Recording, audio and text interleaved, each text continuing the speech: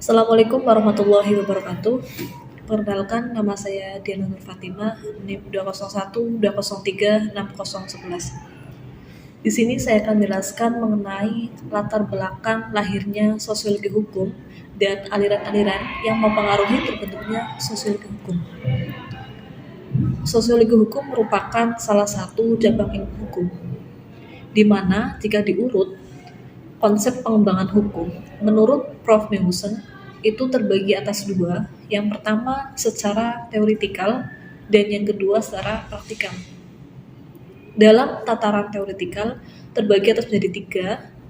Yang pertama tataran yang paling abstrak yaitu filsafat hukum, kemudian teori hukum, dan yang ketiga tataran yang paling konkret adalah ilmu hukum. Nah, dari ilmu hukum itu sendiri kemudian bercabang, di antaranya ada antropologi hukum, kemudian perbandingan ilmu hukum, dan yang ketiga adalah sosiologi hukum. Menurut sejarah bahwasannya orang yang pertama kali menggunakan istilah sosiologi hukum itu seorang tokoh dari Italia yang bernama Ancelotti sekitar pada tahun 1882. Kenapa ada sosiologi hukum dan kapan adanya sosiologi hukum?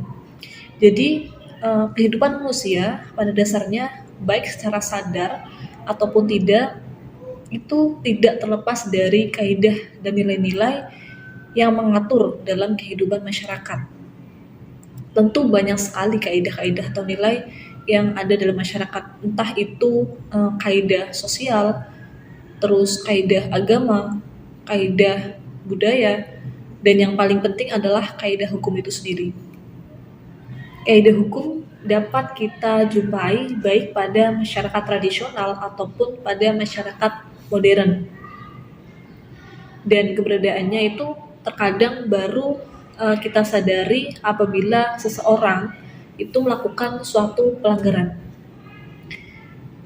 Seperti yang kita ketahui bahwasannya kaidah hukum itu sendiri ada yang sifatnya tertulis dan ada yang sifatnya tidak tertulis.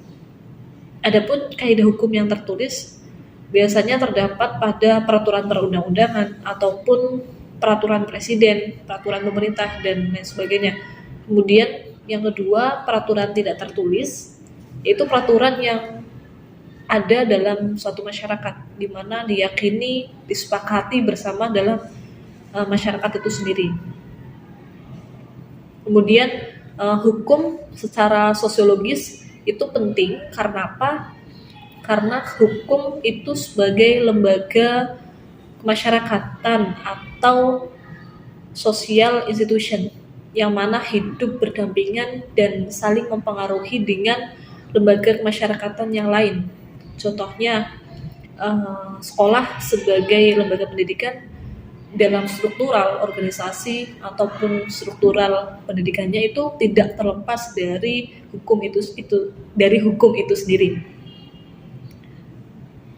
Dengan demikian, sosiologi hukum berkembang atas dasar suatu anggapan bahwa proses hukum berlangsung di dalam suatu jaringan atau sistem sosial yang dinamakan masyarakat itu sendiri.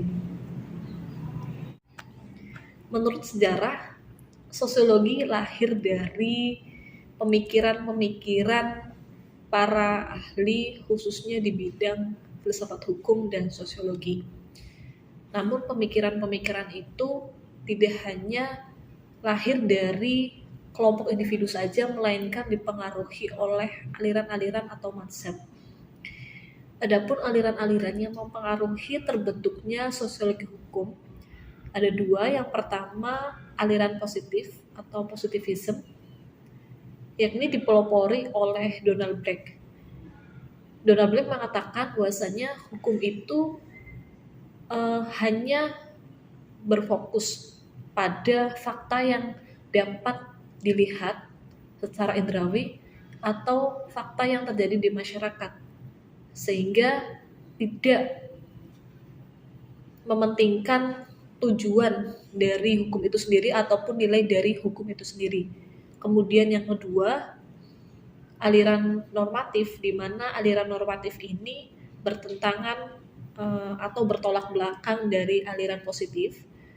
Aliran normatif ini dipelopori oleh Philip Selznick, kemudian Jerome Skolnick, terus ada Philip Nonet dan Charlin, di mana menurut aliran normatif ini hukum itu sebenarnya dilihat dari nilai atau maksud dari hukum itu sendiri, tidak hanya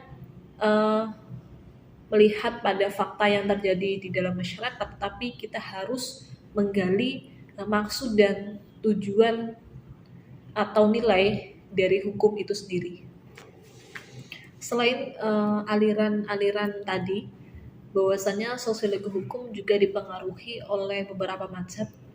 Di antaranya yang pertama ada mazhab formalitis atau yang biasa kita kenal dengan analytical jurisprudence, di mana salah satu tokohnya yaitu John Austin yang mengatakan bahwasanya hukum adalah perintah dari mereka yang memegang kedaulatan atau mereka yang memegang kekuasaan tertinggi. Jadi secara sederhana, hukum itu adalah perintah dari si penguasa. Oleh karenanya hukum itu bersifat tegas, logis, dan tertutup, sehingga dinamakan analytical jurisprudence. Jadi hukum menurut John Austin ini terpisah dari moral, terpisah dari nilai baik dan buruknya, dan hukum itu didasarkan atas perintah dari si penguasa. Yang kedua adalah mazhab sejarah yang dipelopori oleh Frederick Calvin. Pada mazhab ini, Frederick menyatakan bahwasanya hukum itu bukan perintah dari si penguasa, melainkan hukum itu sebagai perwujudan dari suatu masyarakat yang hidup berkembang bersama dengan masyarakat. Jadi hukum itu dapat berubah seiring dengan perkembangan zaman, berkembangnya waktu yang banyak dipengaruhi oleh faktor-faktor lain, yakni baik itu faktor sosial, faktor kebudayaan, faktor teknologi, sehingga dapat mempengaruhi berubahnya hukum itu sendiri. Jadi aliran atau mazhab normatif ini menyatakan dengan tegas bahwasannya hukum itu bukan perintah dari si penguasa, melainkan berkembang secara dinamis mengikuti dari perkembangan zaman dan mengikuti perkembangan dari masyarakat itu sendiri. Yang ketiga adalah mazhab atau aliran utilitarianism yang dipelopori oleh Jeremy Bentham. Jeremy Bentham ini menekankan bahwa manusia bertindak untuk memperbanyak kebahagiaan dan mengurangi penderitaan. Oleh karenanya, hukum yang dibentuk itu harus bermanfaat bagi masyarakat guna mencapai tujuan hidup yang bahagia. Oleh karenanya, hukum itu harus memberikan keadilan bagi segenap warga masyarakat secara individual. Yang keempat adalah mazhab sociological jurisprudence yang dipelopori oleh Eugene Ehrlich yang menyatakan bahwa hukum positif itu berbeda dengan hukum yang hidup dalam masyarakat. Jadi hukum positif hanya akan efektif jika selaras dengan hukum yang hidup dalam masyarakat. Jadi poin pentingnya adalah pokok dari perkembangan hukum itu bukan terletak dari perintah si penguasa atau badan-badan legislatif, melainkan harus mengikuti hukum yang hidup dalam masyarakat itu sendiri atau living law. Yang kelima adalah mazhab realisme hukum yang dipelopori oleh Carl Liulin, Jerome Frank, dan Justice Oliver, di mana bahwa hakim tidak hanya memberikan putusan dan menemukan hukum, tetapi hakim juga dapat membentuk hukum atau yang dikenal dengan jurisprudence. Jadi kesimpulannya, sosiologi hukum itu terbentuk dari pemikiran-pemikiran dari para ahli hukum maupun dari ahli sosiologi. Tujuan adanya ilmu sosiologi hukum ini yang pertama dimaksudkan agar hukum yang berlaku itu tidak hanya dilihat dari sisi positivisme aja yang kaku dan terkesan meniadakan keadilan, tetapi adanya sosiologi hukum ini dimaksudkan agar kita memandang bahwasanya hukum yang terpenting itu adalah dari sisi keadilan dan kebermanfaatan bagi warga masyarakat. Sekian video materi sosiologi hukum dari saya. Terima kasih.